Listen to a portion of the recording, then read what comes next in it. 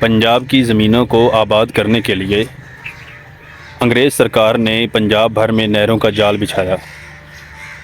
اس نہری نظام کو کامیاب بنانے کے لیے 20 کلومیٹر کے فاصلے پر ایک ریسٹ ہاؤس بنایا جاتا تھا، جس میں محکمہ انہار کے اہلکاروں کو اور افسران کو رہائشیں دی جاتی تھیں۔ یہ میرے پیچھے جو آپ کو ایک کھنڈر نما عمارت نظر آ رہی ہے، یہ محکمہ انہار کا کسی زمانے کا شاندار بنگلہ ہے جو کہ چکرائب ضلع منڈی بہاؤالدین میں واقع ہے۔ یہ ریسٹ ہاؤسز مقامی موسم سے بہت ہم آہنگ تھے۔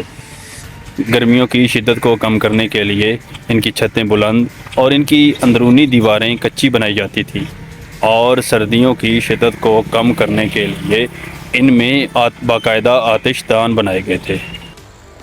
یہ ریسٹ ہاؤسز 19ویں صدی کی آخری عشرے اور 20ویں صدی کے پہلے عشرے میں تعمیر کیے گئے تھے۔ ان کے کھنڈرات یہ چیخ چیخ کر بتا رہے ہیں کہ یہ کسی زمانے کی انتہائی خوبصورت اور شاندار فن تعمیر کی حامل عمارت تھی۔ بٹوارے تک ان ریسٹ ہاؤسز پر بہت عروج رہا۔ انگریز سرکار کے جاتے ہی ان پر خزاں آنا شروع ہو گئی، اور 20ویں صدی کے اواخر تک یہ مکمل طور پر شکست و ریخت کا شکار ہو گئے۔ موسم کی شدت کو کنٹرول کرنے کے لیے ریسٹ ہاؤس کے چاروں اطراف میں برآمدے بنائے گئے تھے۔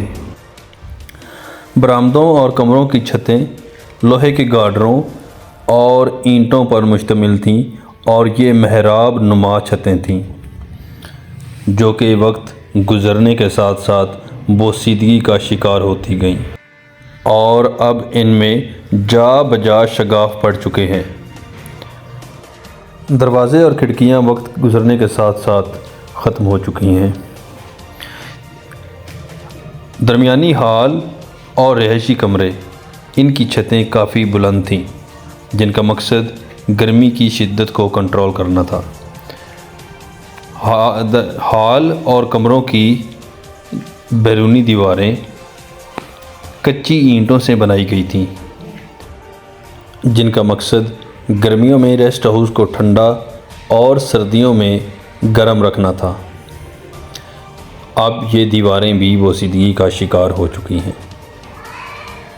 اس کے علاوہ ہال اور دیگر تمام کمروں میں سردیوں میں کمروں کو مزید گرم رکھنے کے لیے آتش دان بھی بنائے گئے تھے۔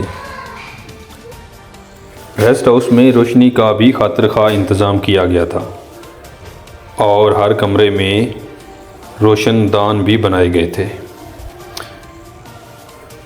ریسٹ ہاؤس میں استعمال ہونے والی اینٹیں کافی بڑی اور کافی مضبوط ہیں۔ بٹوارے کے بعد جب انگریز سرکار انگلستان سے دھاری، تو پنجاب کے اس خوبصورت نہری نظام پر بھی خزاں آ گئی۔ مناسب احتیاط اور دیکھ بھال نہ ہونے کی وجہ سے یہ عمارتیں آہستہ آہستہ زمین بوس ہوتی گئیں، اور 21ویں صدی کے پہلے عشرے میں ہی قصہ پارینہ بن گئی۔ کہا جاتا ہے کہ یہ اتنا شاندار نہری نظام تھا کہ پنجاب بھر کی قابل کاشت اراضی 30 لاکھ ایکڑ سے بڑھ کر 1 کروڑ 40 لاکھ ایکڑ ہو گئی۔ افسران کی رہائش کے لیے باقاعدہ طور پر ایک کمرہ مختص کیا گیا تھا، جس میں الماریاں اور وارڈروب تھے۔ محکمہ نہر اور ریلوے وہ دو محکمے تھے جن میں انگریز سرکار کے دور میں سب سے زیادہ توجہ دی گئی، اور خوب ریونیو بھی اکٹھا کیا گیا۔ اور انگریز دور ختم ہوتے ہی یہ دونوں محکمے زوال کا شکار ہو گئے۔ بنگلے اور دفاتر کھنڈرات میں تبدیل ہو گئے، اور ملازمین کے رہائشی کوارٹر بھی ویرانی کا شکار ہوئے۔ 120 سال سے بھی زائد عرصہ پرانی یہ عمارتیں اپنے ماضی کا قصیدہ اور ہمارے ہال اور زبوں کا نوحہ پڑ رہی ہیں۔ اگر ان عمارات پر توجہ دی جاتی یا ان کی مناسب دیکھ بھال کی جاتی تو اگلے کئی سو سال تک کے لیے بھی یہ شاندار عمارتیں قائم رہ سکتی تھیں اور انہیں مختلف محکمہ جات کے دفاتر یا مہمان خانوں کے طور پر استعمال کیا جا سکتا تھا۔